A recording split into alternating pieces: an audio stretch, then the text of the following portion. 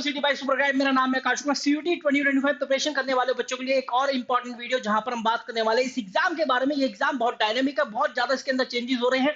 ये अभी growing stage के अंदर है, अभी ये सैचुरेटेड स्टेट में नहीं आया है, तो बहुत तेजी से इसके अंदर एनटीए के द्वारा चेंज करे जा रहे हैं। क्या क्या ऐसे चेंजेस हैं वो तो हमने देख लिए हैं अपने एक और वीडियो के अंदर, आप जाकर उस वीडियो को देख सकते हैं। लेकिन अब ऐसे क्या क्या डूज एंड डोंट्स हैं, ऐसी ऐसी क्या चीजें हैं जो कि आपको नहीं करनी है, और ऐसी कौन कौन सी चीजें जो कि जरूर से जरूर करनी है, इस वीडियो के माध्यम से मैं आपको बताने वाला हूं। एक एक इंपॉर्टेंट पॉइंट पर चर्चा करेंगे और कौन से डूज हैं कौन से डोंट्स हैं अलग अलग डिस्कस करेंगे। तो सबसे पहले हम बात करते हैं क्या क्या चीजें ऐसे जो कि आपको करनी है। सबसे पहला काम सीयूटी 2025 प्रिपरेशन करने वाले बच्चों का ये होना चाहिए कि उनको ये पता होना चाहिए कि उनको कौन सा कोर्स करना है, कौन सी यूनिवर्सिटी से करना है। और एक कोर्स नहीं, एक से ज्यादा, देखोगे यहाँ पर कोर्सेज लिखा हुआ है और यूनिवर्सिटीज लिखा हुआ है, तो एक से ज्यादा कोर्सेज और एक से ज्यादा यूनिवर्सिटीज अपनी विश लिस्ट में रखिए। देखिए कि आप BCom programme, BCom honours, B honours economics, BBA, इन सब के लिए एलिजिबल है या नहीं, और फिर उनके लिए आपको प्रिपरेशन भी करनी है। ठीक है, इसके बाद यहाँ इससे क्या है, आपके एडमिशन के चांसेस ज्यादा बढ़ जाते हैं जितने ज्यादा कोर्सेज और यूनिवर्सिटीज आप अपने सेलेक्ट करते हैं। इसके बाद यहाँ पर study the past year papers. CUET examination 2022 में हुआ, 23 में हुआ, 24 में हुआ। 2022, 23 और 24 के अगर आप ग्राफ देखोगे तो इस तरीके से जाते हैं, कभी इस तरीके से नहीं जाते, क्योंकि बहुत तेजी से इसके एग्जामिनेशन के लेवल के अंदर, नंबर ऑफ क्वेश्चन या पैटर्न के अंदर चेंजेस हो रहे हैं। तो आप जरूर से जरूर पास्ट ईयर पेपर की एनालिसिस करें, और तीनों सालों की करें, जिससे कि आपको एक ट्रेंड पता चल जाए। अब आपको ट्रेंड एनालिसिस हो गया, फिर इसके बेस पर अब आप बनाए एक स्टडी प्लान, जहां पर सीयूटी और बोर्ड्स दोनों के बारे में मेंशन हो, दोनों को आप टारगेट करते हुए चलें। ध्यान रखिएगा, सीयूटी प्लस बोर्ड के अंदर एक सबसे बड़ा डिफरेंस आपको बता देता हूं कि सीयूटी अगर एक यूनिवर्सल सेट है, तो बोर्ड एग्जामिनेशन उसका केवल एक सबसेट है।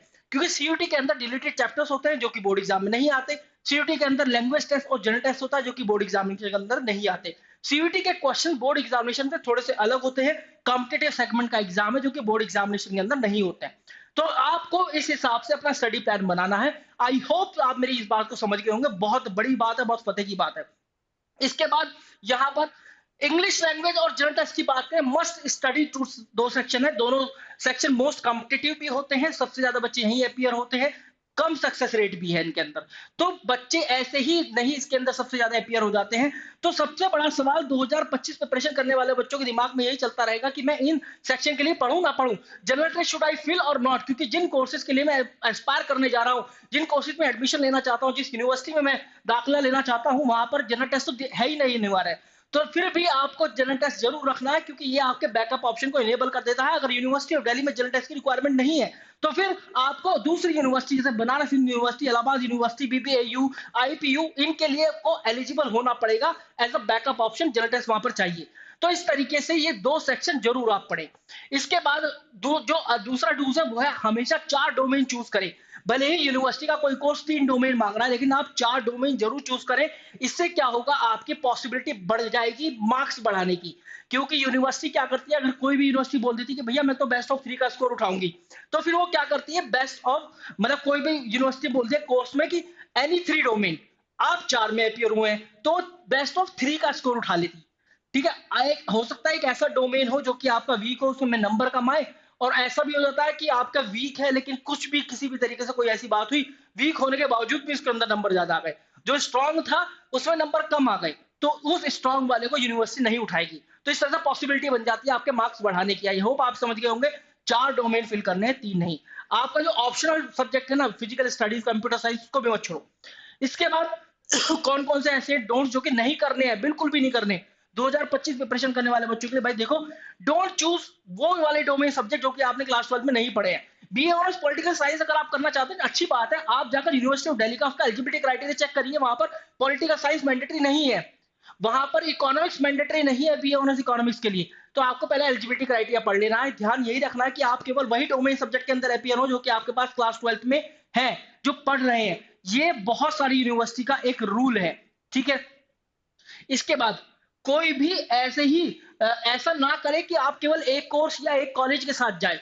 आप जब आप सीयूटी यूजी 2020 का फॉर्म फिल कर 2025 का फॉर्म फिल कर रहे होंगे, तो वहां पर आपको combination of universities, combination of courses डालना पड़ेगा। एक से ज्यादा कोर्सेज या यूनिवर्सिटी हमेशा डालना। ठीक है, इसके बाद यहां पर कभी भी किसी से ऐसे इन्फ्लुएंस मत होना कि यार अच्छा तुझे बीए ऑनर्स इकोनॉमिक्स अच्छा लगता है तो इसलिए अच्छा लगता है, मैं भी बीए ऑनर्स इकोनॉमिक्स भर लेता हूँ। हाँ, एज अ बैकअप ऑप्शन आप भर सकते हो, लेकिन आपकी प्रायोरिटी में केवल वही कोर्सेज और यूनिवर्सिटीज होनी चाहिए जो कि आपको आपकी काउंसलिंग करके पता चलेगा। मैंने एक ऑलरेडी वीडियो बना दिया है कि किस तरीके से आप कोर्स एंड कॉलेजेस चूज कर सकते हैं, कौन सा ऐसा कोर्स है जो कि आपके लिए बेहतर है, ये फाइंड करना बेहद जरूरी है। सबसे पहला स्टेप यही है, क्योंकि उसका एलिजिबिलिटी क्राइटेरिया आप देखते हैं, कौन से डोमेन सब्जेक्ट चाहिए, उनका पास्ट ईयर पेपर देखते हैं, फिर आप एक स्टडी प्लान बनाते हैं। तो किसी से इन्फ्लुएंस नहीं होना, अपना इंटरेस्ट देखना है कि कहां पर है। इसके बाद कोई भी इस एग्जाम को बिल्कुल भी लाइटली मत लो, क्योंकि ये एग्जाम ऐसा है, लास्ट मिनट चेंज हो जाते हैं, बहुत डायनेमिक एग्जाम है। लास्ट मिनट चेंजेस हमेशा एक्सपेक्ट करना।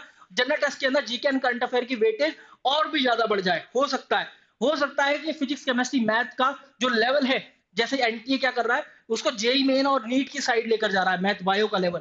तो बायोलॉजी को उसने नीट के जैसे कर दिया है, और जेई मेन का जैसा फिजिक्स। और कई कई तो क्वेश्चन, एक दो क्वेश्चन तो ऐसे भी आए हैं फिजिक्स के अंदर जो कि एडवांस के अंदर पूछे जाते थे। तो भाई इससे इसको बिल्कुल भी लाइटली मत लेना। इन डेप्थ अप्रोच आती है history, geography, political science, humanities वाली जो सब्जेक्ट्स है, एनसीईआरटी की इन डेप्थ अप्रोच, एक एक फैक्टर फिगर आपको पता होना चाहिए। बिल्कुल भी लाइट मत लेना इस एग्जाम को कभी भी। केवल लैंग्वेज टेस्ट और जनरल टेस्ट का जो सिलेबस दिया हुआ ना ऑफिशियल, उस पर रिलाई मत करना, वो पूरा डिटेल सिलेबस है ही नहीं। Make a list of chapter based on the papers that you will study. Chapter की लिस्ट बनाओ, कौन कौन से टाइप के क्वेश्चन होते हैं, फिर अपना स्टडी प्लान बनाओ, पढ़ना शुरू करो। केवल उस सिलेबस पर डिपेंड मत रहना, ठीक है। इसके बाद यहाँ पर डोंट्स हो गए हमारे। Wish you very good luck guys. I hope समझ में आ गया होगा। जरूर कमेंट सेक्शन में कमेंट जरूर करना जो भी कोई क्वेरी है आपकी सीयूटी 2025 प्रिपरेशन से रिलेटेड, क्योंकि मैं इस पर वीडियो बना रहा हूँ। मैंने एक अभियान छेड़ा हुआ है कि यार कोई भी बच्चा जो भी सीयूटी 2025 प्रिपरेशन कर रहा है, बिना किसी क्वेरी का आंसर लिए यहाँ से ना जाए, ठीक है। तो आपको कोई भी क्वेरी है कमेंट सेक्शन के अंदर छोड़ देनी है, और यू कैन कॉल एट 7676564400। आप इस नंबर पर कॉल भी कर सकते हैं। You can visit www.toprankers.com. Wish you a very good luck guys. Thank you very much.